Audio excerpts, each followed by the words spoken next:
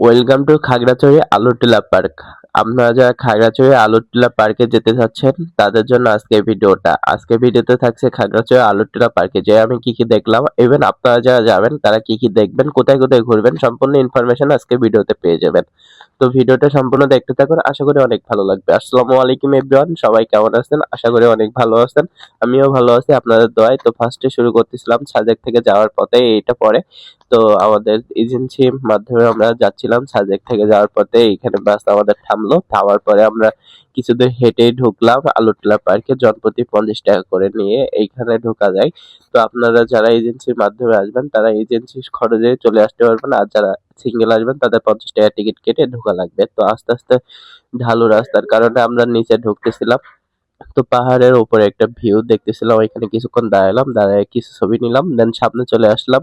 আলুটা পার্কের ঝুলন্ত ব্রিজে যাওয়ার আগে একটা ঝুলন্ত ব্রিজ পরে বড় ধরনের, এটাই ঝুলন্ত ব্রিজ না, এরপরে আরেকটা ঝুলন্ত ব্রিজ থাকে, সেটা তে যাওয়ার আগে আপনাদের যারা হার্টের সমস্যা আছে তারা দয়া করে এই ব্রিজে উঠবেন না, কারণ অনেক দোল খায়, অনেক ভয় লাগে। তো আমি ফার্স্টে ভয় পেয়েছিলাম, তারপরে অনেক ইজি লাগছে, অনেক সহজ লাগছে, অনেক ভালো লাগছে, অনেক সুন্দর পিকচার ক্লিক করতে পারলাম, অনেক সুন্দর লাগছে। অনেকগুলো ছবি তুলছি এইখানে এসে। তারপরে এই ব্রিজ থেকে পার হয়ে একটা সুন্দর পিকচার কর্নার পেয়ে যাবেন।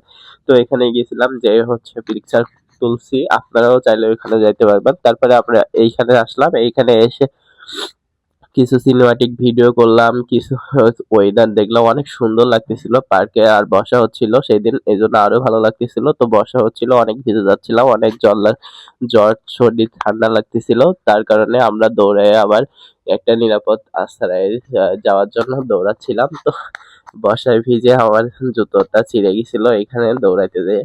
তো ভালোই লাগতেছিল, ফোনটা ওয়াটার প্রুফ ছিল যার কারণে কোনো সমস্যা হয়নি, ভিজে ভিজে অনেক ভিডিও করতে পারছি, অনেক ভালো লাগছে। তারপরে এখান থেকে চলে গেছিলাম গোয়ার ভিতরে যাওয়ার জন্য, পাহাড় আর গুহা দেখার জন্য। তাই আস্তে আস্তে আমরা উল্টো পথে চলে আসলাম ভুল করে। আপনারা এই কাজ করবেন না আমার মতো, আগে থেকে জেনে যাবেন যে কোন পথ দিয়ে বের হয় আর কোন পথ দিয়ে ঢুকতে হয়।